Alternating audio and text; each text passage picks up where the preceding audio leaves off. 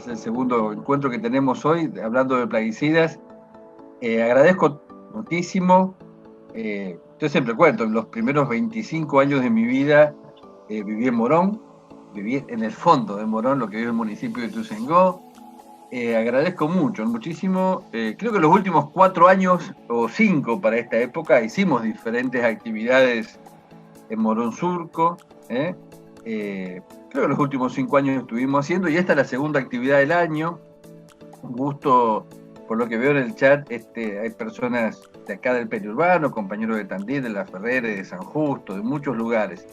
Yo, peregrinando, o sea, uno de los grandes desafíos que tenemos este año es tratar de analizar qué aportes nuevos a la discusión podemos hacer, no reiterar y repetir las mismas cosas, sino a lo mejor charlar juntos algunos elementos que me parecían a mí importantes, ¿no? En este momento hay en muchos distritos cercanos a donde vivimos. Yo vivo en Marcos Paz, estoy hablando de General Rodríguez, Mercedes, Luján, Lobos.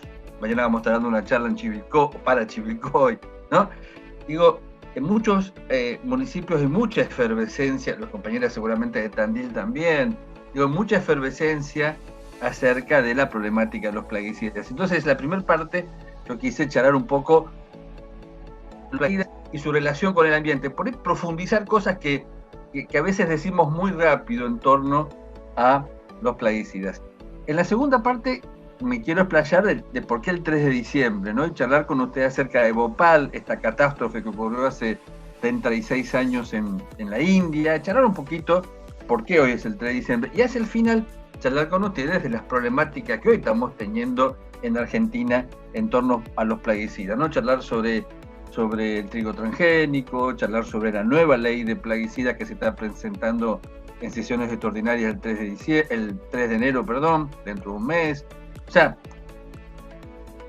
en principio, desde lo que venimos dando y desde las, a lo mejor, preguntas que nos vienen haciendo, abordar la problemática, a lo mejor desde lo local, lo internacional y lo nacional en torno al tema de los plaguicidas, y a lo mejor respondernos las preguntas que nos vamos haciendo. Esto está así porque recién lo habíamos probado, ¿no? Bueno, la red se llama justamente Red de Acción en Plaguicidas y su Alternativa a América Latina. Tuvimos un meet a la tarde. Trabajo en una ONG aquí en Marcos Paz que se llama CETAR, un centro de estudio que estamos cumpliendo casi ya 35 años de vida, y como parte de RAPAL estamos en PAN, Pesticidación Network a nivel internacional, una red que busca investigar, hacer acciones de sensibilización, capacitación, incidencia en torno a los plaguicidas, ¿no? Primera cuestión, ¿no? La pandemia nos está increpando a todos, ¿no? Nos está haciendo, tenemos más tiempo para preguntarnos, ¿no? No sé si para obtener respuesta, pero más tiempo para preguntarnos los vínculos que hemos establecido con el ambiente, preguntarnos qué está pasando con los bosques, qué está pasando con mi relación, la de ustedes, con la biodiversidad, con los suelos. Nos estamos preguntando de dónde viene nuestra comida, ¿no? Desde dónde, quiénes la producen, cómo llega, qué es esto de los plaguicidas que están apareciendo, ¿no? Y a lo mejor repensar, ¿no?, de esta visión que teníamos los seres humanos, y yo me centro siempre mucho en las charlas en torno a la espiritualidad, a las ceremonias, a los tabúes que siempre los seres humanos nos hemos puesto en relación al ambiente para protegerlo y para protegernos, obviamente, como parte indisoluble del ambiente. Llegamos a este modo de relacionamiento muy instrumental, donde pensamos que a lo mejor podemos extraer, producir, consumir y descartar sin que el ambiente, repito, cuando digo ambiente me pongo adentro, sin que el ambiente se vea perjudicado, ¿no? Un creciente proceso de artificialización, ¿no? Digo, y esta cuestión la trabajamos mucho en la facultad, en la idea de cómo pensar este proceso de artificialización de la naturaleza, ¿no? Es decir, en los cuales las tecnologías de proceso, las tecnologías basadas en el conocimiento son cada vez más reemplazadas por por insumos. Yo veo que había unas preguntas ahí ya, decían, bueno, ¿cómo hago el abono, no? O cómo controlo o manejo el tema de los hongos, ¿no? Bueno, hemos pasado de procesos en los cuales hacíamos nuestros propios abonos a comprar los hechos, de manejar el tema de los hongos a partir de generar diversidad, del riego, de la nutrición de las plantas, a usar fungicidas, ¿no? Entonces, cada vez necesitamos más capital para producir, que si bien, ¿no?, permiten elevar los rendimientos, producir cada vez más, lo hacen a costa, obviamente, de un alto costo energético medido a lo mejor en el petróleo que se extrae, que se consume y una gran cantidad de elementos que descartamos. Por último, donde nos vamos a centrar más hoy, es el tema de la dependencia clara y drástica hacia los plaguicidas, ¿no? Yo puse el tema de las vacunas, porque bueno, es un tema que estamos acá pergeñando en Marcospaz. Ustedes saben, toda una movida en torno a las megagranjas, las posibilidades que se instalen megagranjas en muchos distritos de acá de Buenos Aires. Bueno, también repensar esa situación. Para meternos en los plaguicidas, esta idea, ¿no?, de acrecentamiento en la cantidad. Para los que venimos trabajando el tema, a lo mejor las cantidades no nos mueven demasiado, pero sí me parece importante, ¿no? Es decir, fíjense que en tan solo 5 años pasamos de 300 a casi 500 millones de litros. Y si nos remontamos a 30 años atrás, estábamos en 30 millones. Bueno, una cuestión de repensar, ¿no? ¿Se acuerdan cuando dimos las cifras en el 16, decíamos 400, el año pasado decíamos 500, ¿no? Digo, cada vez más uso de plaguicidas, sobre todo el tema del paraquat. Hoy en la tarde estuvimos charlando mucho del paraquat, este herbicida que es viejo, que está, hoy me enteré, ¿no?, que además de estar prohibido en Suiza, está prohibido en muchos lugares, uno decían hoy, desde Marruecos, Australia, ¿no? Y que sin embargo se utiliza cada vez más en las áreas hortícolas y frutícolas. ¿Por qué marco el paraquat? Porque es un plaguicida viejo, un plaguicida que se está retirando del mercado, un plaguicida que se conoce su incidencia en la salud, y fíjense, sin embargo en Argentina cada vez se usa más. Y esta elevación de uso del herbicida tiene que ver con muchas cosas, y ahí me gustaría detenerme, ¿no?, un poquito para que podamos compartir esta mirada, ¿no? Digo, ¿por qué se usan cada vez más herbicidas? En principio por esta visión que penetró en todos los seres humanos de que hay que eliminar todo vegetal que no sea aquel que nosotros sembramos, ¿no? Y esto nos pasa a los huerteros, a aquellos que hacen un jardín, a lo que cultivan soja, a los que cultivan a lo mejor maíz, a los que cultivan tabaco, ¿no? Obviamente, en muchos casos, y también lo vemos, que tiene que ver con la disminución de la maquinaria contratada. Esto lo estudiamos en muchos ámbitos de Argentina, y esto es una problemática, las migraciones, la falta de trabajo. Pareciera como una contradicción, ¿no? Se requiere trabajo para deshiervar, pero mucha migración por las condiciones de trabajo, las condiciones de pago, que muchas veces no son las más adecuadas, ¿no? Y la recreación de resistencias específicas, esto también es interesante pensar, ¿no? Hace 20 años veíamos en nuestras investigaciones que los productores nos decían hay 1 o 2 plantas silvestres resistentes al glifosato, y hoy sabemos que hay más de 25 plantas, hay casi 6 millones de hectáreas en Argentina afectadas por hierbas resistentes al glifosato. Y tenemos que repensar la fertilización, el riego, etcétera, etcétera.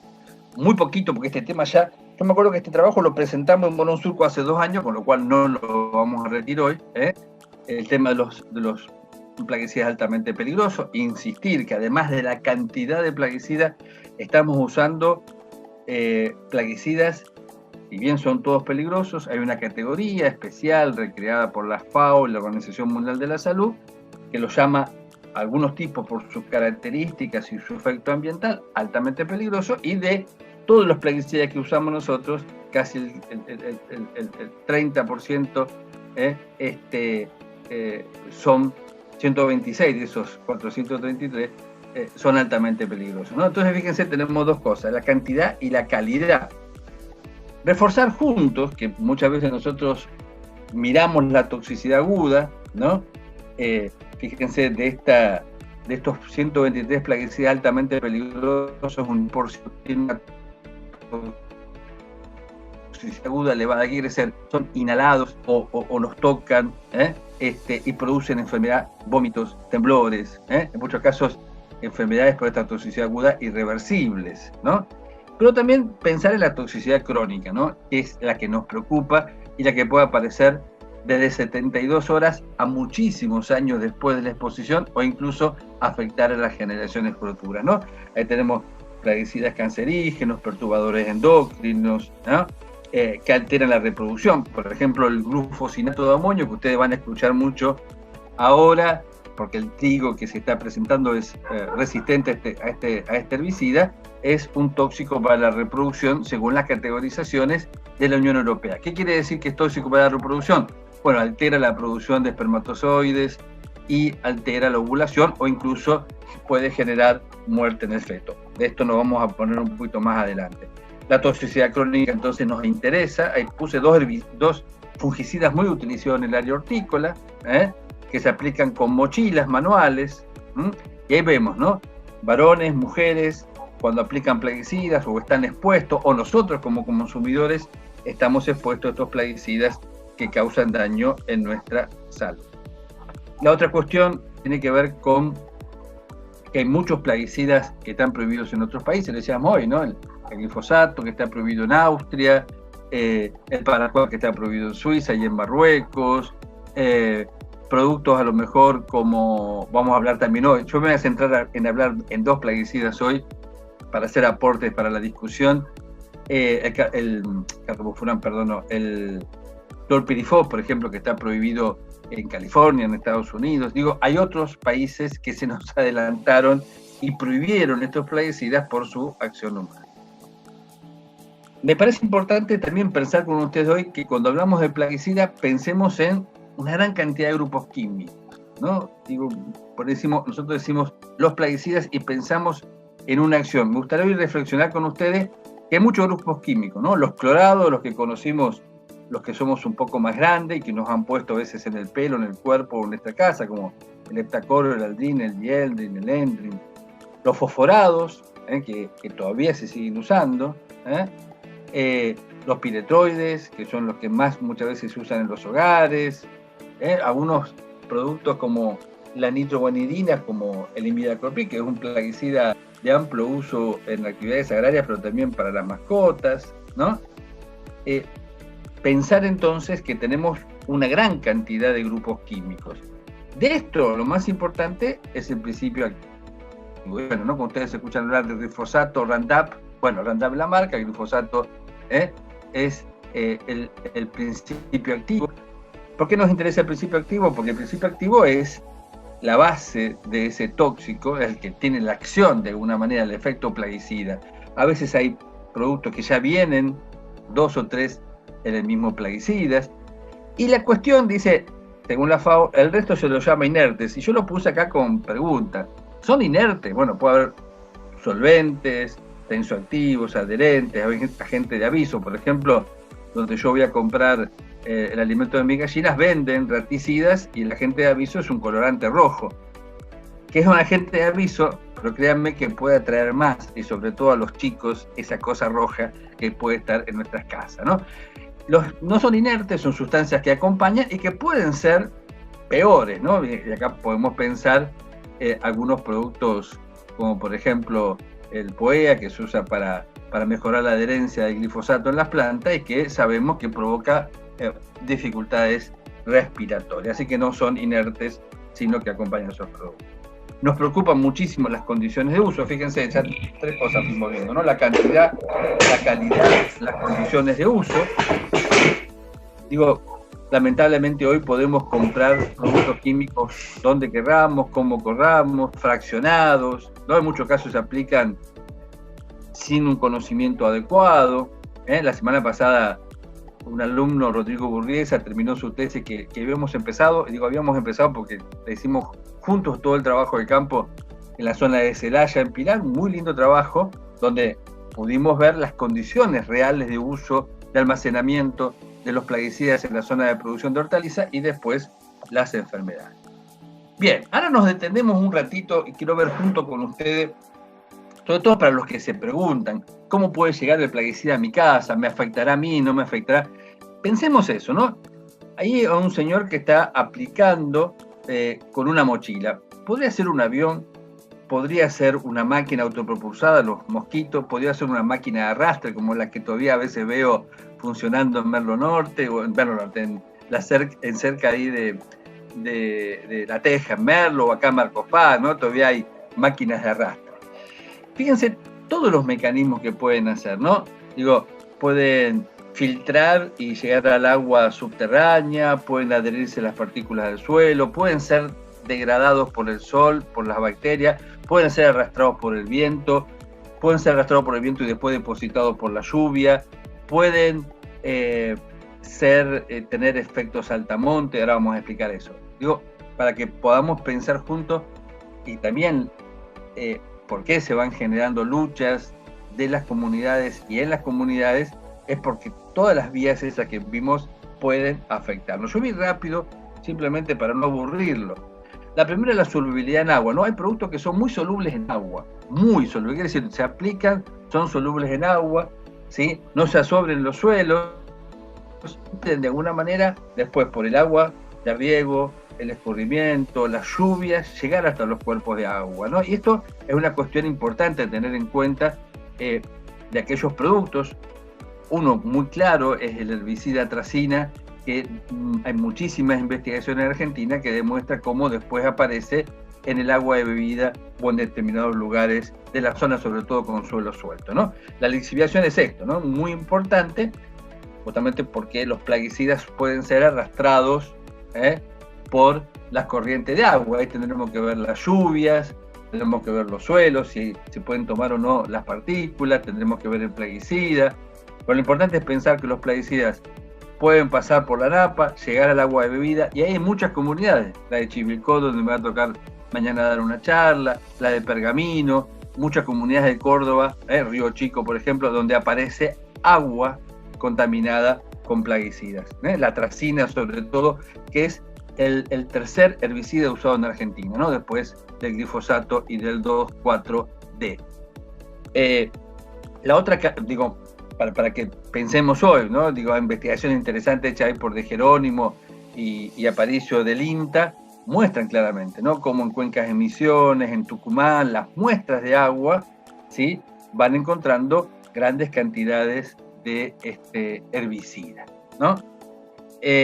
Otra característica que me parecía importante compartir con ustedes es la volatilización, la capacidad de un plaguicida de pasar a la fase gaseosa. Y esto es interesante también para tenerlo en cuenta, sobre todo con los plaguicidas hogareños, los plaguicidas que se aplican con mochilas, ¿no? Es decir, aquellos plaguicidas que apenas se abre, ¿no? O sea, apenas lo abrimos, empiezan a emanar, se transforma en gas y lo vamos absorbiendo sin que nos demos cuenta, ¿no? Esto es interesante pensar, sobre todo hoy hablaba de el clorpirifos, ¿no? Los productos que se evaporan son muy volátiles y pueden provocar contaminación a grande distancia. ¿Por qué? Porque pueden ser arrastrados por el viento. Acá también hay que tener en cuenta, por ejemplo, el 2,4-D, que es un herbicida volátil. La deriva, otra característica, que es el movimiento de los plaguicidas por el aire. Fíjense, estamos viendo distintas cosas en el día de hoy, ¿no? Nos preocupamos por la cantidad, nos preocupamos por el tipo de plaguicida, por la modalidad de uso, y ahora vemos que hay distintas características. Algunos viajan por el agua, otros viajan por el aire, la deriva, ¿no? Este fenómeno del plaguicida que se va moviendo por las corrientes, ¿no? Digo, tenemos que pensar la deriva ahí, el tipo de plaguicida, las temperaturas, los vientos, ¿sí? Y esta es la preocupación de las personas que viven, por ejemplo, aquí en Marcos Paz, en Lobos, en Chivilcoy, en Córdoba, en Montecarlo, en Misiones de Trabajo. Digo, esta posibilidad, ¿no? Que se van distribuyendo alrededor según las características que quieren, la temperatura. Pues fíjense, ahí Nibia, que fue coordinadora de la Red de Acción de Plaguicidas, la amiga de Colombia, demuestra justamente el trabajo que ellos hicieron, sobre todo cuando se aplicaba mucho el glifosato y todavía en la zona ecuatoriana y colombiana por la erradicación de cultivos de uso ilícito, como en este caso las plantas de coca, ¿no? Ya demostraron ahí, ¿no? Como había encontraron residuos a 400 metros de una aplicación, ¿no? Y que las muestras mostraban mediciones más de 800 metros de punto de aplicación, ¿no? En estudio en California también, 800 metros del punto que se aplicó, ¿no? Y citamos la fuente. O sea, la deriva es importante. Marcos Tomazoni, quien creo que sabe más que nadie acá en Argentina el tema de deriva, compañero de Córdoba, también nos habla de una deriva secundaria, ¿no? O sea, la que pueda aparecer tiempo después de la aplicación, si se dan condiciones, yo la puse en rojo ahí, ¿no? Alta radiación, baja humedad térmica, cambio en la velocidad del viento, la reversión térmica. La reversión térmica es un fenómeno donde ustedes saben que a medida que ascendemos, la temperatura baja. Bueno, se da una inversión en esas condiciones y también puede aparecer una deriva secundaria 1 o 2 o 3 días después de la aplicación de los plaguicidas, ¿no? Fíjense, también esto interesante para tenerlo en cuenta, sobre todo esas gotas, dice que no descendieron con la deriva primaria, se aplica, no descienden, esas gotas se van quedando en el aire y ante determinadas condiciones, baja humedad, vientos, pueden incidir en la aplicación. Por último, la persistencia, ¿no? La capacidad de los plaguicidas para retener, mantener sus características físico-químicas en el medio, y ahí vemos plaguicidas, sobre todo los clorados, los más antiguos, también el clorpirifos, que son productos que van a persistir mucho en el ambiente. Y ahí ponemos, yo lo puse a propósito de esto, algunos productos como la sulfuramida es la base del Mirex, y ahí me lo traigo también, porque una de las fábricas donde se está fraccionando el Mirex, cuya base es la sulfuramida, está en Ituzaingó, en la calle, se me fue el nombre de la calle, ya me va a venir, que era un ex concejal se me fue una calle de Ituzaingó que se llamaba Ringuelet, que ahora se llama, va a venir el tiempo. Lo pongo acá la sulfuramida, alta persistencia en el ambiente, alta persistencia que ¿cómo se llama? Sequeira, ahí está. Concejal Sequeira, que era vecino mío, por eso yo me acordaba. cuya hermana fue maestra mía en la escuela primaria, no me podía acordar. En la calle Sequeira, al fondo, cuando pasa a la calle Perdomo, que también fue amigo mío, compañero que murió en el submarino de General Belgrano, tiene su calle, ahí nomás está la fábrica de Mirex, en lo que sería Villa León. Entonces fíjense un poco esta cuestión de la persistencia de los productos químicos, ¿no? Que quiere decir que durante muchísimo tiempo se quedan ahí adheridos las partículas del suelo, mucho tiempo. La sulfuramida, que es la base del Mirex, este hormiguicida que se compra, que está dentro del convenio de Estocolmo como producto prohibido, pero se piden excepciones muchas veces en los países y se siguen usando, ¿no? Y por eso lo pongo acá, fíjense los nombres que tienen, ¿no? Hortal, Gilet, Mirex, Mariscal, Mirex, Gilet. Son productos que podemos comprar cualquiera de nosotros. Ya la vamos a no sé si ahora estará abierto, aún no termina temprano hoy, pero vamos a comprarlo, lo compramos, lo aplicamos en nuestra huerta y no sabemos que ese producto a lo mejor tiene una altísima persistencia. Y ustedes miran, che, Javi, ¿cómo? Bueno, la persistencia tiene que ver con que, no sé, los niños pueden jugar con esa tierra, ese producto lo usamos por ir para nuestra huerta, persiste en el ambiente y genera enfermedad en las personas, ¿no? La vida media es esto, ¿no? La vida media está definida como un tiempo en semanas, meses y años que se requieren para que un plaguicida, después de una aplicación, se descomponga a la mitad. A ver, hay productos que tienen una vida media de 20 años, ¿no? Como el DDT. Hay productos como el clorpirifos que tiene una vida media de cerca de 10 años, ¿no? Esto para que veamos también que no es cuestión de aplicar un plaguicida, sino que reacciona en ese ambiente y puede durar muchísimos años en ese suelo. Las dos últimas características, la bioacumulación, ¿qué quiere decir? Muchos plaguicidas pueden llegar a los seres humanos a partir de las cadenas alimenticias, ¿no? Lo aplicamos en el campo, pasan a las vacas, de las vacas a nosotros, y por eso encontramos todavía mucha cantidad de plaguicidas como el DDT en la leche materna, de mujeres que han nacido aún después que el DDT se prohibiera, ¿no? Los clorados son eso, ¿no? Los clorados que se prohibieron la mayoría al ingresar al Convenio de Estocolmo en el 2004. Los últimos registros del DDT en Argentina lo tenemos a fines de los años 90 en campañas sanitarias, ¿no? Fíjense, tiene una vida media de 5 a 15 años. Lo aplicamos y quedan en el suelo con su capacidad. El clorpirifos es un ejemplo. ¿Por qué lo pongo el clorpirifos? Lo mismo que hay nombrado el paraquat, porque es el insecticida de más uso en Argentina.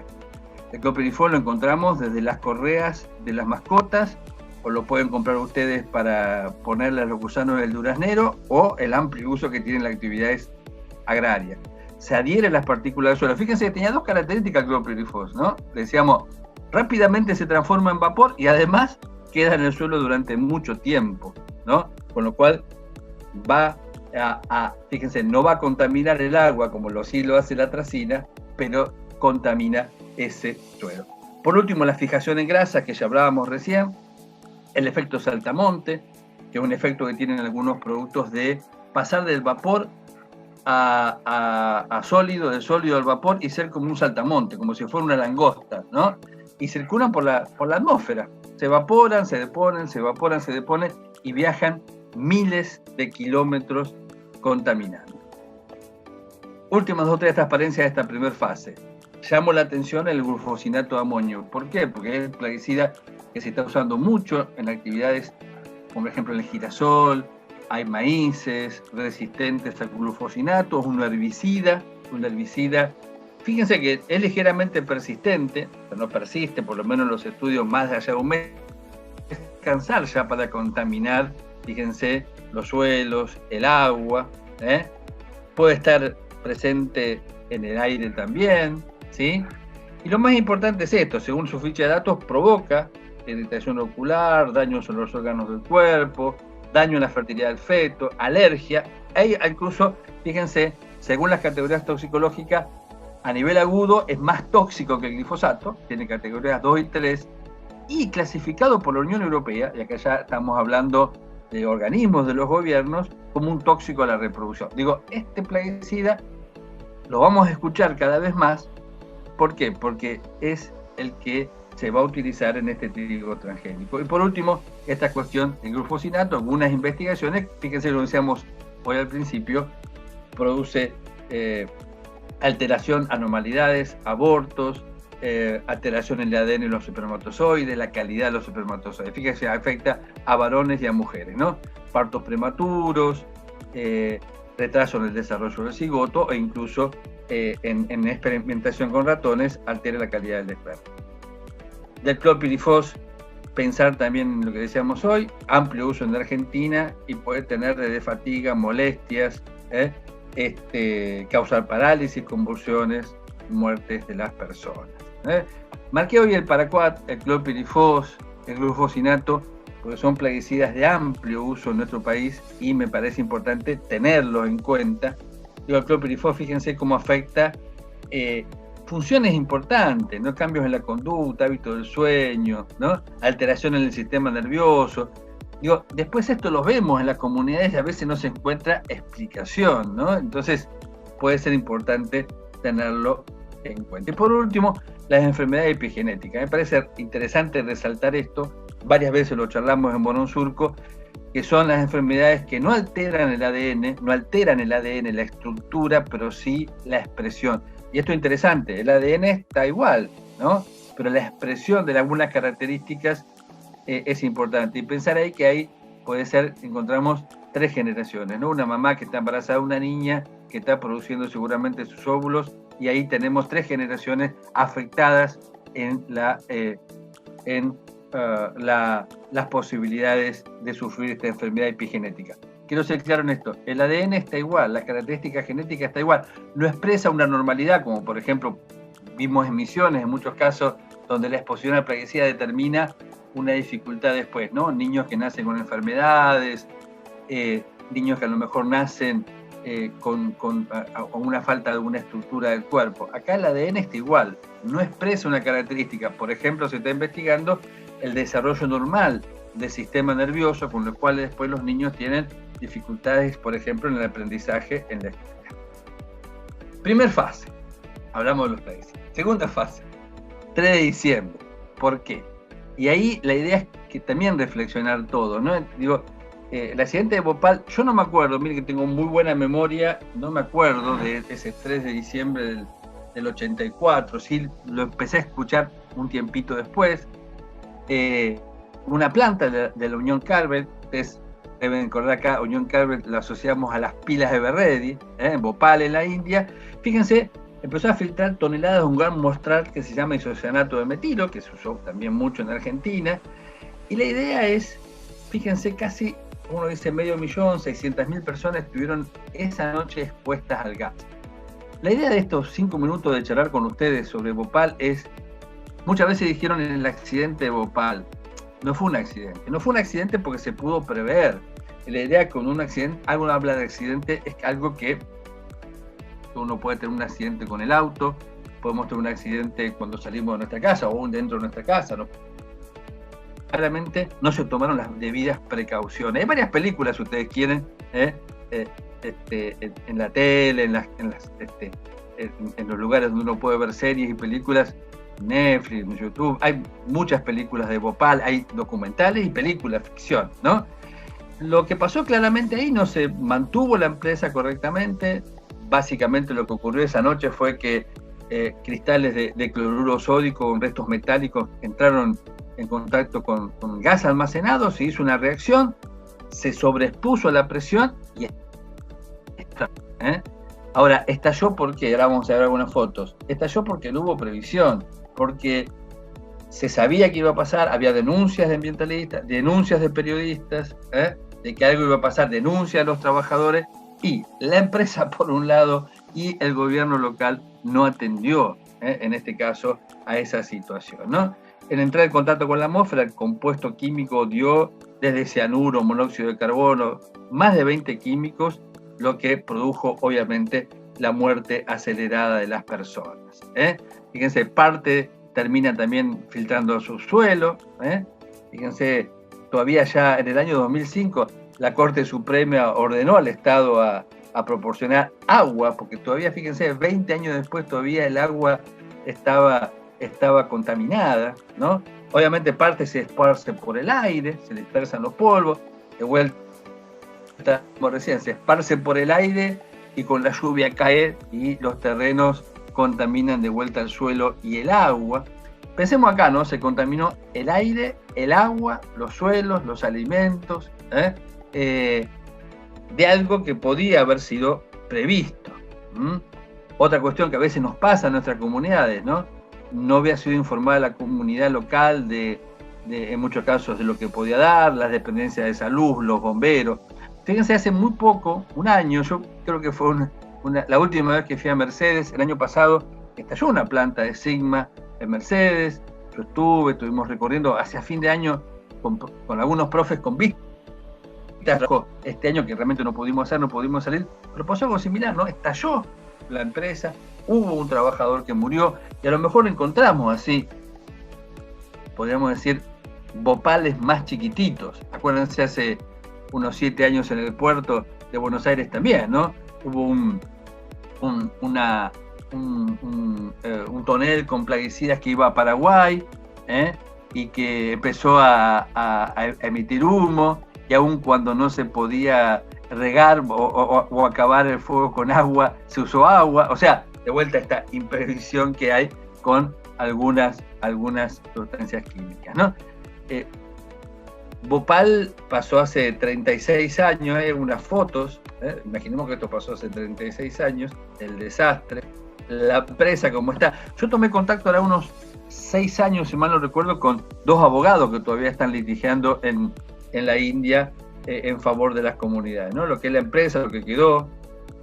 Fíjense, algunas cuestiones, entre 6.000, 8.000, algunos dice 10.000 personas murieron inmediatamente, 15.000 fallecieron después. ¿Por qué? Bueno, por el agua contaminada, el suelo, la radiación, ¿no? Y afectó a 600.000 personas. Pensemos, 600.000 personas es la quinta parte, la ciudad de Buenos Aires, que tiene 3 millones de personas, ¿no? Sería aproximadamente una quinta parte, o aquí en mi pueblo somos 60.000, o sea, 10 veces Marcos Paz, ¿no? O sea, para que tomemos la dimensión, ¿no? de las dificultades que han tenido en el tema de los niños que han muerto, el tema del ganado, la contaminación de los alimentos, la contaminación del agua. Y la señora Carvel abandonó la empresa, ¿no? Fíjense, se estima hoy, esto lo charlamos muchas veces, que hay 100.000 personas que están enfermas por este problema, que son enfermas crónicas, por, digamos, la acción directa. Y bueno, todavía se sigue litigiando. Fíjense, la Unión Carvel y el gobierno pagaron medio millones de dólares, y a cada persona le tocó menos de $3.000, 800 para pagar las medicinas, y no muchísimo más. Además sabemos que no hay pago por la vida humana, ¿no? Mucha gente se quedaron sin su casa, sin alimentos, sin agua. Y después de 36 años, como pasa en muchos lugares del mundo, las mujeres siguen luchando, marchan, solicitan a la transnacional que se hagan cargo de sus responsabilidades, ¿no? Marchas al estilo local con las Yadú, ¿no? Las escobas que usan como símbolo de poder, ¿no? Digo, las luchas siguen en Bhopal, ¿no? La búsqueda de justicia. Fíjense que nosotros tenemos en América Latina ahora un acuerdo que se llama Acuerdo de Escazú, nuestro gobierno lo ratificó hace casi 45 días, que tiene que ver con todos estos temas, y tenemos que hacerlo valer, ¿no? El acceso a la información ambiental. Tenemos que saber qué pasa en términos ambientales. Digo, decíamos recién, los vecinos de Ituzaingó tienen que saber que hay una planta que está tratando insecticidas enfrente de su casa. Yo como vecino de Marcos Paz tengo que saber qué pasa con el incinerador, o si quieren poner una mega granja de cerdos, o los vecinos de Merlo, ahí muy cerquita de donde ustedes están. El año pasado trabajamos mucho, está el ecopunto, tenemos que saber qué pasa. O sea, el derecho a la información ambiental, el derecho a la justicia ambiental, el derecho a la justicia a, primero, preservar el ambiente, y aquellos que contaminan que paguen por la contaminación, ¿sí? y que haya ahí una remediación de los lugares que contaminan, derecho a la información ambiental, derecho a la justicia ambiental y derecho a la protección ambiental de aquellos que trabajamos en favor de un ambiente sano. Todo eso es Acuerdo de Escazú. Para cerrar, ¿qué nos está pasando en nuestro país? Fíjense, yo puse 3 iniciativas interesantes para pensar juntos, ¿no? Una que el gobierno lanzó hace más o menos 45 días también, se llama Iniciativa de los 200 millones, y ese es el nombre, es una iniciativa, es una disposición del Ministerio de Agricultura para producir más legumbres, cereales o oleaginosas, la liberación del trigo transgénico, y la nueva, puse entre comillas, ley de plaguicidas. La iniciativa de 200 millones, me parece, yo desde mi perspectiva y desde mi mirada soy muy crítico. Yo, quizá ustedes no, digamos, esto tiene que ver con las miradas que cada uno tiene, en el sentido de que se vuelve a viejas fórmulas para incrementar la producción de granos, de oleaginosas, de cereales, de legumbres, ¿no? Esta idea de más producción, más inversiones, más exportación, más divisa, que devienen desde siempre, y esto implica más presión sobre los bienes naturales, ¿no? Más presión sobre el agua, más presión sobre la actividad petrolera porque se necesita energía, más represas porque necesitamos energía, ¿no? Más transgénicos, más plaguicidas, y 2 cuestiones que me parecen importantes. Ustedes esto lo pueden consultar por internet, por Iniciativa de 200 millones, le aparece la resolución y una hojita que es un anexo. En el anexo hay 2 cosas interesantes para analizar. Una, que se propone avanzar sobre las zonas de restricción. En nuestro país hay 500 ordenanzas que restringen el uso de plaguicidas. Bueno, desde esta iniciativa se está propiciando reemplazar esas zonas de amortiguamiento. Y la segunda, hay una mirada también a cambiar la ley de semillas, si el cambio en la ley de semillas favoreciera esta iniciativa de los 200 millones. Ustedes saben que desde el año 2012 se está pergeñando, elaborando, se elevaron varias iniciativas durante el primer gobierno de Cristina Kirchner, durante el segundo gobierno de Cristina Kirchner, durante el gobierno de Macri, y ahora mismo se están discutiendo leyes de semillas, sobre todo para asegurarle a las empresas el pago por el reuso de las semillas, en el caso fundamentalmente de las semillas de porotos, trigo, soja, o sea, aquellas semillas que no son híbridas. Digo, primera mirada anterior a esta iniciativa de los 200 millones, y con esta cuestión a mí también me gustaría, perdón que me estoy sentando mejor, digo, muchas veces nos dicen, bueno, ustedes no están los ambientalistas a favor del progreso. Primero discutamos qué es el progreso, discutamos qué es el desarrollo, discutamos qué es el vivir bien. Yo estoy a favor de que podamos producir alimentos en cantidad y calidad suficiente, pero que esto no implique, obviamente, una presión sobre los bienes naturales. La segunda cuestión es el trigo transgénico, que es tolerante a la sequía y resistente al glufosinato. Ya hablamos bastante de glufosinato de amonio, ¿no? Pero de vuelta acá, ¿no? Como que las viejas tecnologías parece que van a suplantar a las nuevas, ¿no? Digo, en este sentido de el cambio climático, que el cambio climático, todos los que estamos acá seguramente escuchamos, la agricultura a partir de los procesos, que pueden ser desde el uso de fertilizantes que produce óxido nitroso, el excesivo laboreo que determina la mineralización de la materia orgánica y la elevación del dióxido de carbono en el aire, la deforestación y quema. Digo, la agricultura es responsable en una parte del cambio climático. Tenemos que ver cómo nos adaptamos críticamente, mitigando por un lado, reduciendo las emisiones y adaptándonos quizás desde la agroecología con agroecosistemas que realmente sean resilientes al cambio climático. La otra cuestión, deberíamos estar alerta. Acuérdense que la expansión de la soja transgénica, glifosato, este estilo de asistencia directa implicó el avance de la frontera al monte, a la selva, Santiago, Salta, Misiones. ¿Qué va a pasar con el trigo transgénico? La expansión del uso del fluosinato y la pérdida de soberanía alimentaria, que es lo más importante. Vamos a estar comiendo trigo transgénico, un trigo diferente al cual todos nos alimentamos. El otro día en un encuentro que teníamos con miembros de Latinoamérica decía, esto es extensivo a todos los países, porque Argentina no solamente le exporta a Brasil, va trigo también a Chile, a Colombia, a Ecuador, a Venezuela, a cada uno de los lugares va nuestro trigo, y todos estaban alerta acerca de qué estamos comiendo. Y por último, el tema de la nueva ley de plaguicidas. Hace solamente 2 o 3 semanas atrás nos enteramos que se presentó una nueva ley de plaguicidas.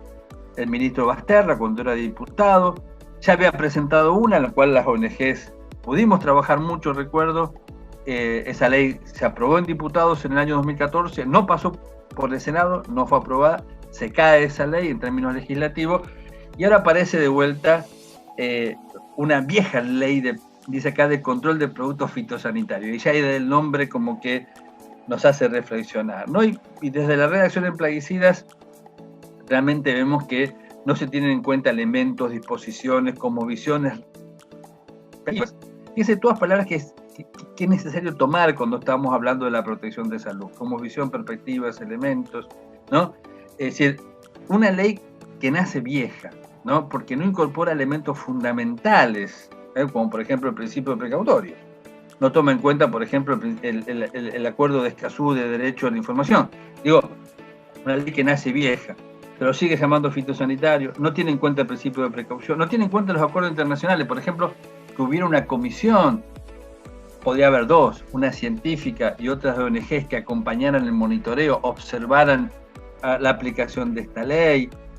No tiene en cuenta la categoría de los plaguicidas altamente peligrosos, fueron las primeras transparencias que pasamos. No tienen en cuenta las enfermedades crónicas, y eso hicimos mucho hincapié, tanto para cuando se categoriza un producto, si no, nos van a seguir diciendo, el glifosato es categoría 4, banda verde, producto que normalmente no ofrece peligro. Ni los productores, ni muchas veces nosotros sabemos las enfermedades crónicas. Eso tenía que estar en los envases de los plaguicidas para que la persona pueda saber qué puede pasar cuando se usan, no inmediatamente después, sino a largo plazo. No se ponen restricciones en la comercialización, algo que hablábamos recién. Los plaguicidas lamentablemente se venden en cualquier lugar, y no nos queda clara también la instancia de reválida, ¿no? En muchos lugares del mundo, muy cerca a Brasil, Europa, los plaguicidas se reevalúan cada 5 años. ¿Por qué? Porque avanza el conocimiento y tenemos más datos acerca de su impacto en la salud. o porque son prohibidos en otros lugares del mundo, y esto nos debe llevar, ¿sí? Ustedes saben que el año pasado se revalidó el glifosato, en el año 2022 se va a revalidar y hay muchas perspectivas de que no pase esta vez el filtro en Europa. Digo, esto es importante para tenerlo en cuenta que hace a la salud humana. Por último, desde Morón Surco, yo sé que lo están haciendo, desde muchos lugares estamos intentando llevar adelante la propuesta agroecológica, ya no como una moda ni como una alternativa, sino esto que decimos siempre en Morón Surco, ¿no? Reflexionar y actuar en la realidad, reincorporarnos a la naturaleza, tener en cuenta desde el cosmos, como nos dice la agricultura biodinámica, a la espiritualidad, que revaloramos desde los saberes indígenas, las comunidades urbanas, ¿no? Volver a respetar los ciclos, los flujos, las relaciones para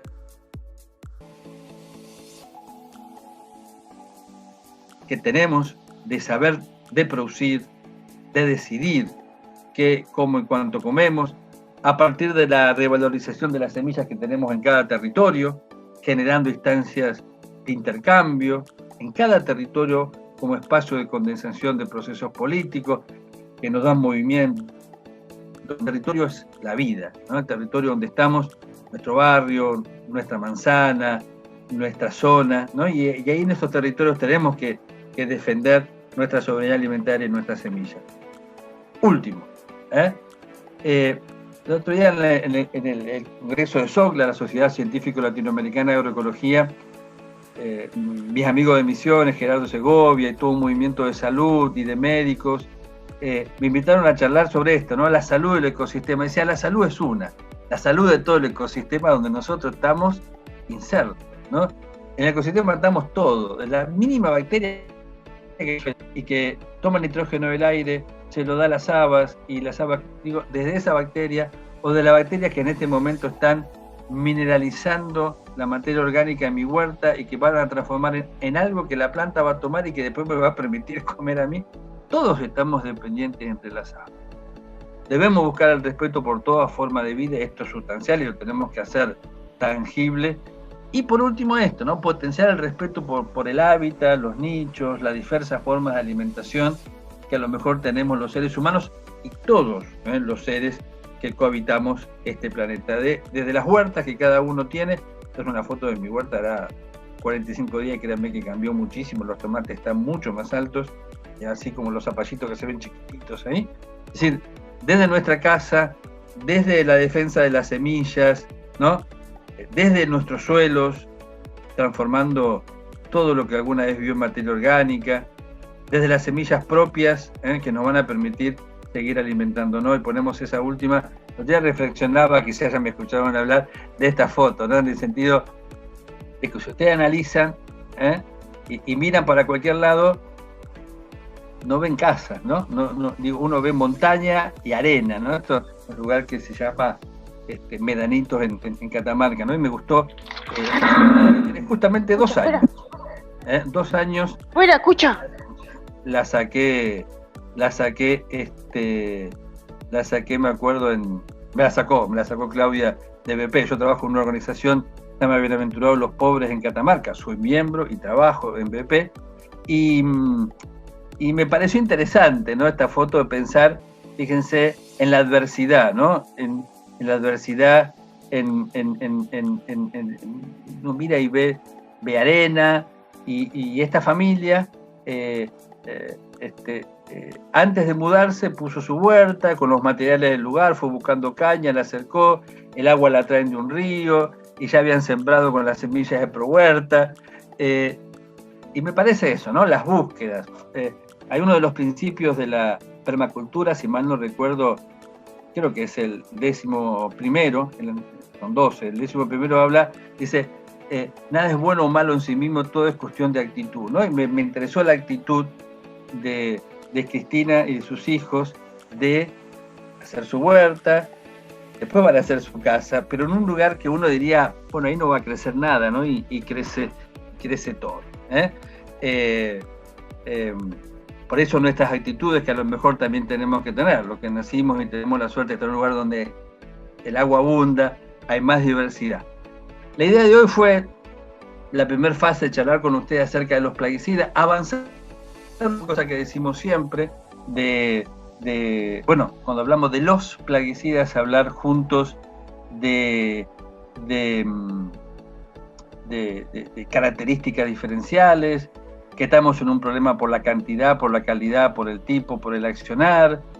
Segundo, intentamos hablar de Bhopal, 3 de diciembre de 1984, y reflexionar que lamentablemente se siguen dando Bhopales en el mundo, a veces chiquitos, a veces muy grandes, y que ponen en tela de juicio esto que llamamos modernidad, progreso.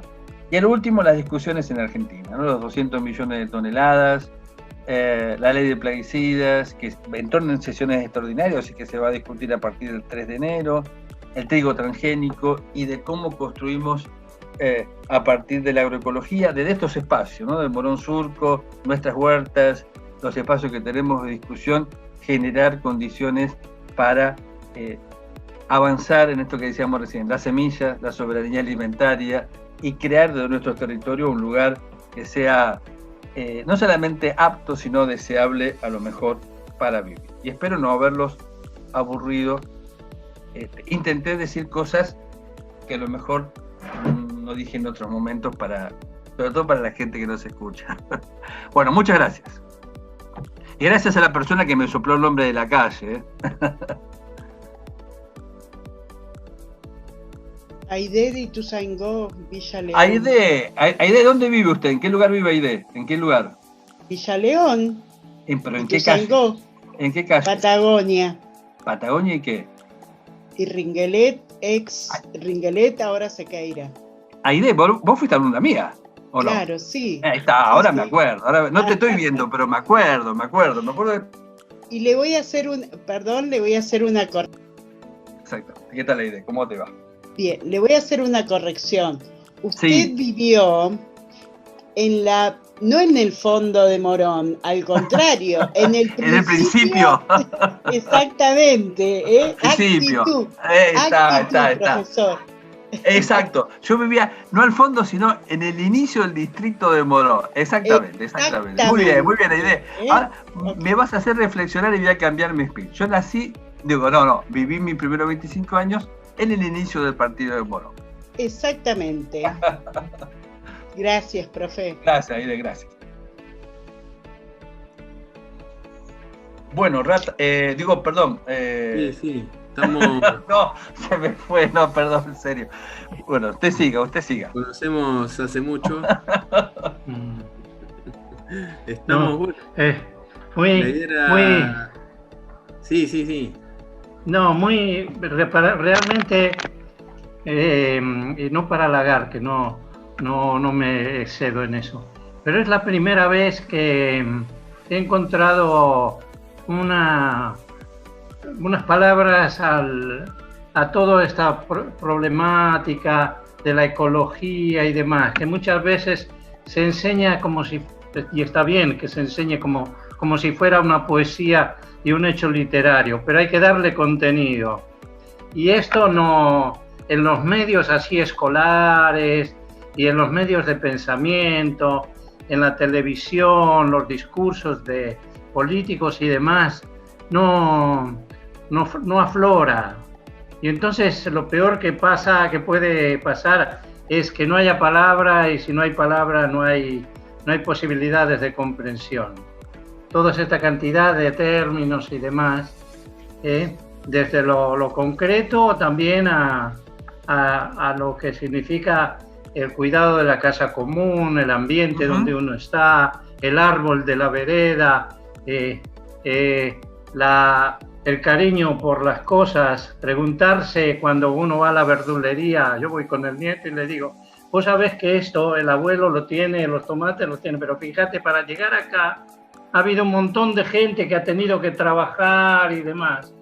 Y entonces el nieto mira extrañado de que se le hable de eso. Incluso hay concepciones que solemos decir que, alguna vez lo he dicho yo en estos encuentros, decir el término de clima y demás es cuando de alguna manera nos favorece nuestro bienestar, nuestra superficialidad. y por ahí el hombre de campo dice, hoy es buen día porque llueve. Hoy es buen día porque florecieron los campos y demás. Entonces me parece, Javier, no te conozco, pero es impresionante. De esta realidad uno puede migrar a la espiritualidad. Tal cual. Yo hablé muy poquito de agroecología y espiritualidad, pero yo creo firmemente que no salimos de esta con más tecnología, sino con una descomposición del ser humano, las relaciones con el ambiente, que pasan en la mayoría por una noción de espiritualidad que puede o no estar relacionada con una religiosidad. Una cuestión de espiritualidad, una noción de trascendencia, una incorporación de los seres humanos al ambiente. Ahí nos hacían algunas preguntas respecto al Mirex. Sí, lamentablemente el Mirex se vende en cualquier lugar bajo nombres diferentes. Yo el año pasado estuve dando unas vueltas porque queríamos investigar ahí en Ituzaingó y sé que hubo muchas quejas y personas que se movilizaron, ¿no? de la empresa. El Mirex está dentro del convenio de Estocolmo. En realidad, para ser más claro, el convenio de Estocolmo está inscrita un producto que se llama sulfuramida. Hay productos de Mirex que no tienen sulfuramida. Ustedes van a comprar Mirex que a lo mejor tiene cipermetrina, ¿no? Pero la sulfuramida, dentro del convenio de Estocolmo, se solicitó a los países que prohibieran el uso a nivel doméstico, ¿no? Hay muchas presiones, sobre todo por las grandes empresas que producen a nivel forestal. Se usan muchísimo, se usan bolsas de Mirex, créanme, yo he visto emisiones de 20 kilos, ¿no? Entonces, hay muchas presiones por las forestales que no se prohíban. Dentro del convenio se está intentando que se prohíba el uso a nivel doméstico. Para los que tengan ganas, después si quieren me escriben un mail, yo les mando una cartillita que hicimos desde la redacción en Plaguicidas, que habla justamente de todos estos efectos del Mirex, y que hay otros productos naturales, ustedes saben, desde la tierra de Atomea, el agua de Aguaribay, incluso hay 2 plaguicidas en base a hongos que están a nivel comercial pudiéndose usar en Argentina hoy, ¿no? Por otro lado me parece ese tema interesante, el tema del Mirex, ¿no? Por el amplio uso que tiene y cómo puede afectar a las personas. Bueno, ustedes siguen, yo hago lo que ustedes me digan. Bueno, en el chat hay más que preguntas, comentarios, muchos comentarios que van haciendo a medida que vos hablabas, y de algunos alumnos que comentan que estos temas los han trabajado en clase y las conclusiones que han sacado. Bueno, preguntan si el 3 de diciembre tiene que ver con la explosión de Bompal, por eso el día no uso de plaguicidas, así es, tal cual. Tal cual. Y antes que empezaras la charla, alguien preguntó por fertilizantes caseros y fungicidas caseros. A eso le hemos hablado, ¿no? Todos los abonos, digamos, el abono por excelencia, ahí mostramos una foto, es el abono orgánico que podemos hacer con todos los residuos que tenemos en nuestra casa, ¿no? La soja seca, pasto verde, los residuos de nuestra cocina, más el estiércol de algún animal herbívoro que podamos conseguir. Ese abono es muy rico y lo podemos utilizar. Y hay algunos fungicidas caseros. El alcohol de ajo, por ejemplo, es muy bueno para el oidio. El alcohol de ajo se hace picando 5 dientes de ajo, poniéndolo en medio litro de alcohol, lo dejamos una semana, lo filtramos, le ponemos otro medio litro de alcohol y es bueno para el oidio.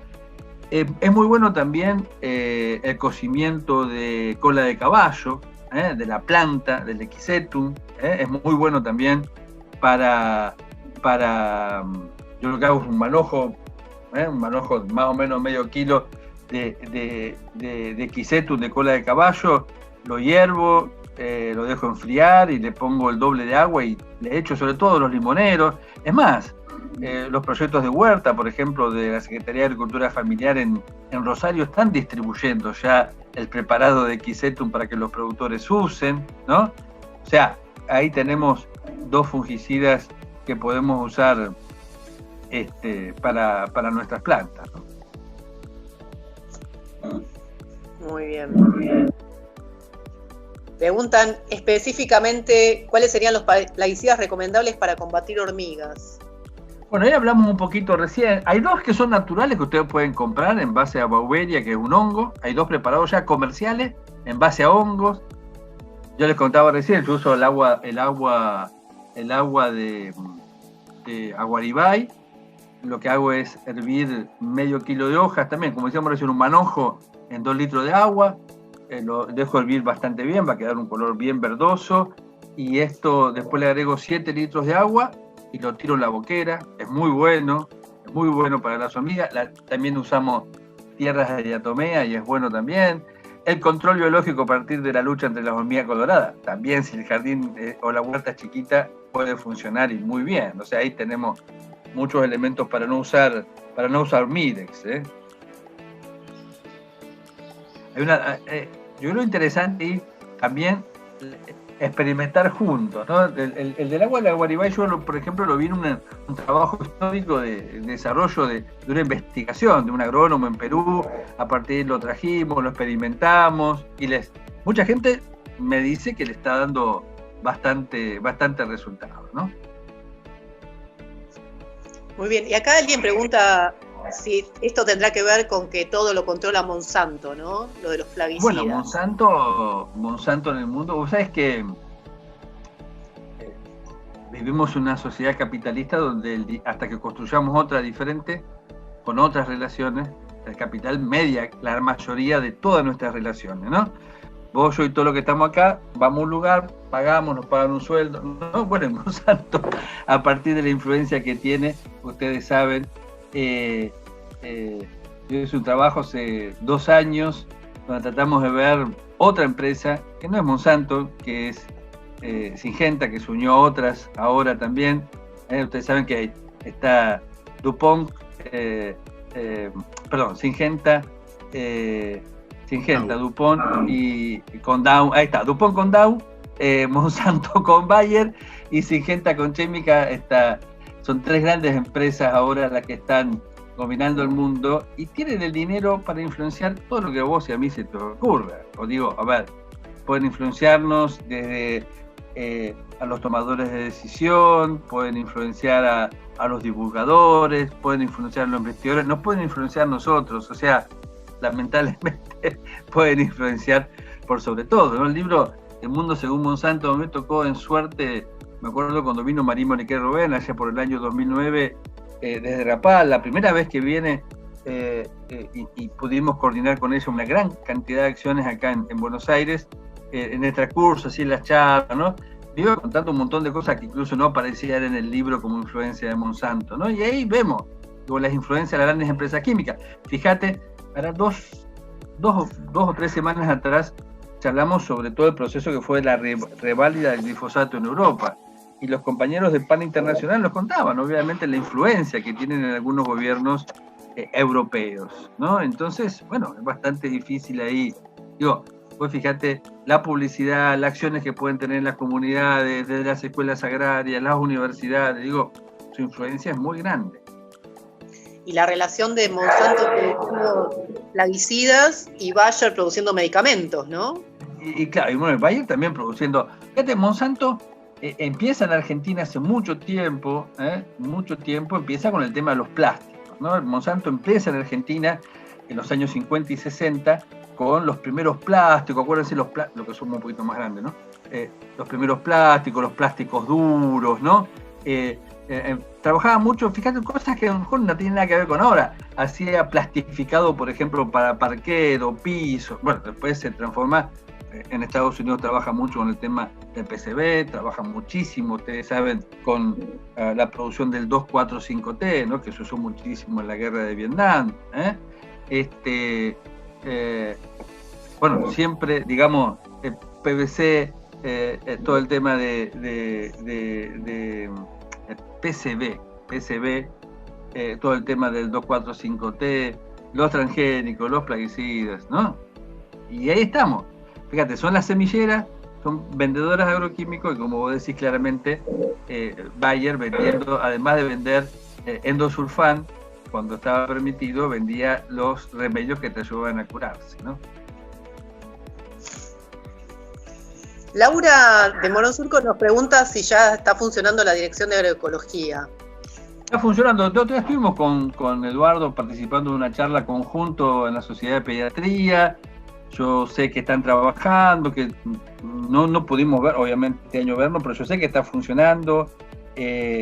A nivel nacional yo no sé si hay ya algún programa, yo sé que están trabajando en torno a semillas. Por lo menos está funcionando. No tengo, digamos, la posibilidad de haber estado charlando mucho más allá de lo que nos contó ese día Eduardo, ¿no? Y nos preguntan, ¿qué podés decirnos del plan AgTech? Bueno, yo soy muy crítico, lo pasé muy rápido recién, ¿no? Cuando yo decía que en esta disposición de los 2.000 millones de toneladas y el avance, hay que ver ahí, ¿no? Vos sabés que a mí me gusta mucho el tema de las tecnologías en el agro, lo que fueron alumnos míos, AIDE, debe acordarse, yo hago mucho hincapié en las tecnologías. Es más, yo trabajo en un centro de estudios sobre tecnología y con los productores trabajamos sobre tecnología, ¿no? Entonces me gusta mucho. Ahora, cuando nos dicen que va a haber tecnologías innovadoras en base a esto, que tiene que ver con la precisión, que tiene que ver con las tecnologías de información, no digo que me niego, quiero observar y conocer un poquito más, ¿no? Esas tecnologías check van a decir que se gasta menos energía, se utilizan menos insumos, ¿no? Para pensar. Justamente leí bastante cuando vi AgTech en la disposición de los 200 millones de toneladas. Dije, bueno, vamos a investigar un poquito más, ¿no? Y ahí estuve leyendo. Pero vos fíjate que siempre hay expectativas muy grandes en la tecnología, siempre, mis alumnos se acordarán una frase que decimos siempre en la cursada, ¿no? Cuando se busca imponer una tecnología, se ponen en evidencia algunas características y se ocultan otras, se magnifican unas, se ponen en juego intereses, se ocultan otros, ¿no? Entonces, yo soy cauto respecto a que si estas tecnologías realmente van a poder, mejorar la producción, y cuando digo mejorar la producción, mejorar la relación con el ambiente, ¿no? Bueno, lo que comentan todos en el chat es que la charla estuvo muy interesante, todos están muy agradecidos. Comentan también de fungicidas y plaguicidas que se venden como no tóxicos, que ahora claro, estamos tomando conciencia en la charla de que sí son tóxicos a pesar de lo que se dice. Comentarios sobre tus clases y sobre trabajos que han hecho contigo en el... es un terciario, ¿verdad? ¿En el que das clases? Yo doy clase en la Universidad de Buenos Aires y en un terciario en Libertad hace muchísimos años. Y es más, para los que tengan ganas y estén aburridos el sábado de la tarde, me han invitado a una charla sobre gestión ambiental en los terciarios. El sábado de la tarde vamos a estar hablando ahí con los amigos de Escobar. Pero yo creo que es interesante pensar algunas cosas que estamos viendo hoy, Mariana. Yo veo que hay personas de Rosario, de Chascomús, ¿no? De Estación de la Cruz, de Parada de Robles, donde este año teníamos muchas expectativas, sobre todo en Escobar, Exaltación, teníamos ganas de trabajar en Exaltación, sobre todo con un proyecto. Yo trabajo en la Universidad de Buenos Aires, un proyecto con la Facultad de Odontología, donde trabajamos, fíjense, de distintos saberes y áreas, trabajamos el tema de las enfermedades, y me ven invitado justo este año a hacer algunos trabajos en Exaltación de la Cruz, pero bueno, la pandemia nos impidió. Pero el año pasado, en marzo del año pasado, todas las áreas periurbanas, Exaltación de la Cruz, Escobar, aquí en Marcos Paz donde vivo, bueno, tenemos que buscar ahí, encontrar fórmulas para mejorar la producción, que realmente sea de alta calidad y al mismo tiempo proteger el ambiente, que es el único lugar que tenemos para vivir. Cuando decimos ambiente, decimos seres humanos incluidos adentro de ese ambiente, no afuera, ¿no? Me parece importante a lo mejor tenerlo en cuenta esta situación. Bueno, y los comentarios continúan sobre la gran altura del expositor y la profundidad de la charla, súper interesante. Muy bien. Y comentarios sobre hacernos cargo, ¿no? Ver nosotros en nuestros actos cotidianos cómo podemos mejorar nuestra calidad de vida y el ambiente del que somos parte. Así que bueno, mensajes muy esperanzadores a pesar de la situación No, que estamos viviendo. yo siempre intentábamos, fíjate que esto creo que fue. Yo me acuerdo de la primera vez que fui a Morón Surco fue en el 2010, ¿no? O 2009, fines del 2009 me acuerdo. Me llevó, se me van los nombres, tuve un día malo de nombres. Marina, Fernando. Marina Parra, quien conocía desde el CETAR. Y bueno, cada tanto siempre voy. Es más, yo trabajé en esa zona en Prohuerta, yo trabajé 10 años desde el CETAR, la ONG donde estoy, y me tocaba justamente toda esa zona. No tanto del lado de Morón, sino como del lado de Libertad, ¿no? Santa Isabel, Santa Marta, el Cortijo, ¿no? Son zonas que han dado mucho. Y bueno, me parece bueno, ¿no? Tener avances de poder tener lugares para compartir. Yo no sé si anda Lionel por ahí, pero Lionel también en Libertad también está trabajando en todos estos temas, tratando justamente de tener, por un lado, una mirada crítica. Yo siempre digo eso, ¿no? La mirada crítica no es una mirada lapidaria, ¿no? Es una mirada crítica a lo mejor de nuestras acciones, a lo mejor de nuestras miradas, ¿no? Y buscar, por ejemplo, una pregunta decía, ¿están georreferenciados en el lugar donde están los depósitos? A lo mejor no, y las comunidades no lo saben, ¿no? Y esto está bueno, tenemos que saber si en nuestra comunidad hay un lugar donde se están almacenando tóxicos, dónde se venden. Fíjate, muchas de las comunidades que estaban cerca de este depósito que se incendió en Mercedes no lo sabían. O acuérdense también, hace tres años, fue en 2015, una niña muere en Bahía Blanca porque en una empresa que vendían agroquímicos en la plena ciudad, se le cae parte de un producto que se llama fosfuro de aluminio al suelo, toma reacción con el agua, y a la persona que estaba ahí no se le ocurrió mejor que barrer todo eso y tirarlo a la cloaca. Cuando la chica que vivía al lado abre la canilla, sale el gas y la mata. No digo, estas cuestiones que nos parecen de ciencia ficción, son cuestiones reales. Por eso la pregunta por ahí de Eduardo, bueno, tenemos que saber dónde están estos depósitos, tenemos que saber, por eso estamos diciendo desde las leyes, desde las disposiciones, que tiene que estar en un lugar alejado de las comunidades, que tenemos que saber dónde está, que los bomberos tienen que conocerlo, que tiene que haber medidas de emergencia. Me parece interesante a lo mejor eso, ¿no? Propiciar estos encuentros, como dice Noemí, la estoy leyendo, que son importantes para la salud, ¿no? Generar huertas. Me parece importante generar espacio, ¿no? De discusión y de acción.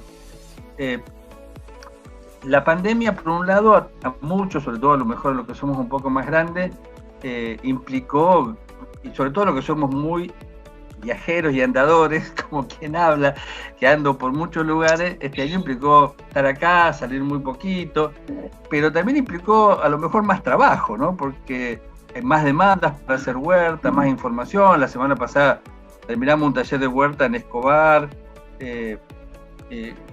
donde tuvo muchas personas inscriptas. Veo que hay más charlas, más llamados, más grupos de WhatsApp, más demanda de semilla de Prohuerta. Este año, después de mucho tiempo, vi hacer cola en un lugar acá en Marcos Paz, donde unos amigos estaban distribuyendo las poquitas semillas de Prohuerta que habían llegado, ¿no? Y digo, tengo una mirada esperanzadora.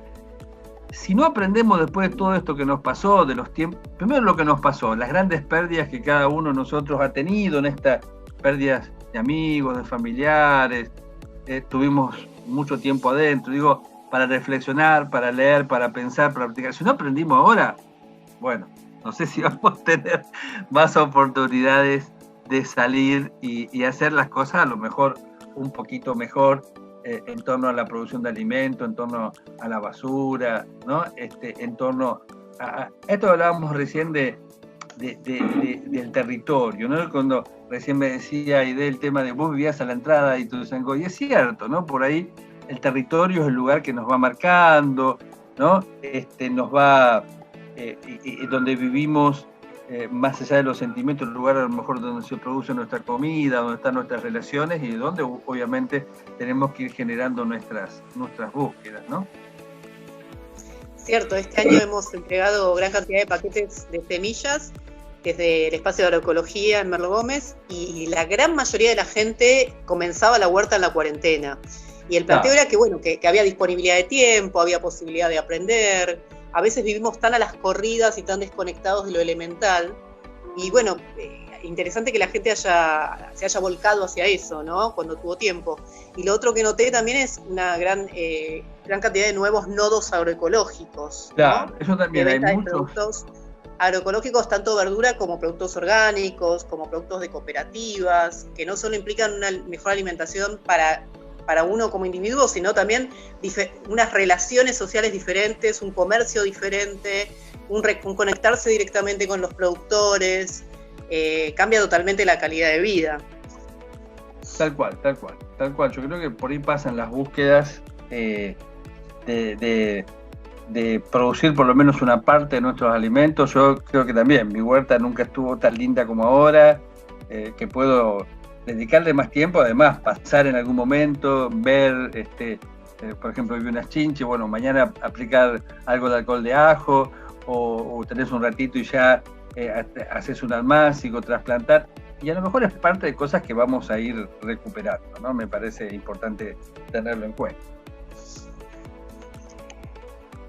Desde la Universidad Nacional de Rosario nos cuentan que desde lo educativo, en la Universidad Nacional de Rosario estamos comprometidos en soberanía alimentaria, trabajo en huerta, agroecología. Es muy importante involucrar a los estudiantes. Y es muy importante que las instituciones educativas se comprometan, ¿no? En estos temas. Totalmente de acuerdo. El otro día charlábamos en los 30 años del MAELA, que es el Movimiento Agroecológico de América Latina, con mi amigo Antonio Latuca, que es de Rosario, y bueno, recordábamos las primeras huertas, que la huerta demostrativa está pegadita, ¿no?, a la Facultad de Medicina allí en Rosario, en la calle Vera Mujica. Y bueno, también ya desde el principio de los años 90 los estudiantes pasando a ver qué pasaba en esa huerta que estaba al lado de su facultad, ¿no? Lo mismo podemos recordar la huerta de la Facultad de Agronomía con mi amigo, que todavía seguimos trabajando, ¿no? Participo en un proyecto de Vecinos en Flor, que es un proyecto de trabajo con personas con discapacidad en la facultad. Bueno, seguimos usando la huerta del Centro de Estudiantes de Agronomía, que ya debe tener unos 37 años por lo menos, ¿no? Y está bueno seguir, ¿no? Con las experiencias, trabajando, aprendiendo y compartiendo, ¿no? Y hablando un poco de las trayectorias, ¿no? Y todo esto que traemos, bueno, como decíamos, ¿no? Con Javier nos conocemos varios, ¿no? Hace bastante tiempo. Esto es este tema viene ya hace bastante, y bueno, como decían, qué curioso que todavía se habla muy poco de esto, y bueno, y qué pasa, como decía Mauro al principio también, que no se habla en las escuelas. Bueno, hay un montón de experiencias, ¿no? que han sido un poco semillitas de todas estas charlas y reuniones y redes que bueno, tenemos que hacerlas que crezcan esas intenciones de que esto se hable más, de comprometernos más, como hablan ahí también en el chat.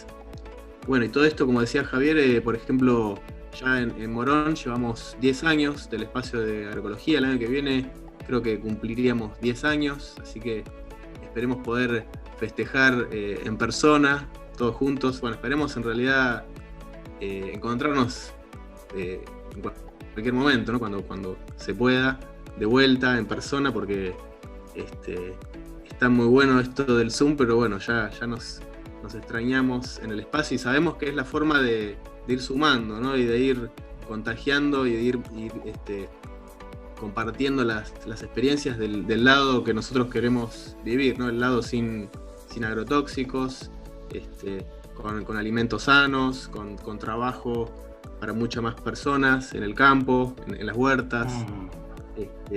Así que bueno, está buenísimo. La verdad que la participación de todos fue una charla muy importante, con muchos y por suerte vinieron de varios lados. Bueno, en Morón también estamos digamos, plantando un poco la bandera, ¿no?, de la agroecología, como decíamos hace bastante.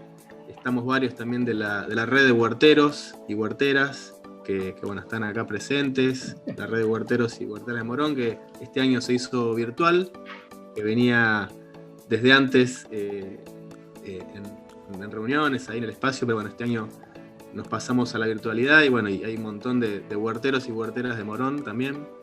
Y bueno, y experiencias que hay que irlas compartiendo, sumando. Hoy con Virginia nos recordamos, ¿no?, de la experiencia de la ordenanza también. Ahí no sé si vos querés comentar algo, que tenés más. ¿A mí?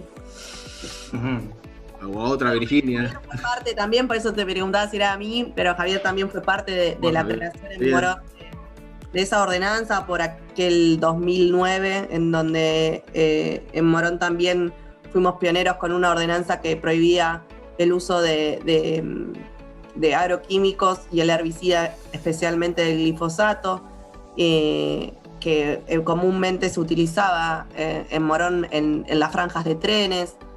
Entonces, bueno, Javier también fue parte ahí con Marina en ese momento. Me acuerdo. De la formulación de esa ordenanza, que hoy sigue vigente. Y bueno, y el espacio de agroecología, que después surgió también hacer el espacio de agroecología, digamos, todo tenía que ver un poco con todo eso y esperemos que el año que viene podamos festejar, digamos, ¿no? Sí.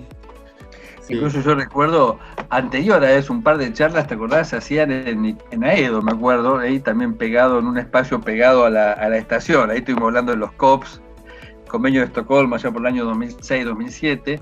Sí. Y siempre recuerdo la charla, bueno, Morón tiene, si mal no recuerdo también, tres ferrocarriles diferentes, ¿no? Está el Verano Sur, está el San Martín y está el Sarmiento.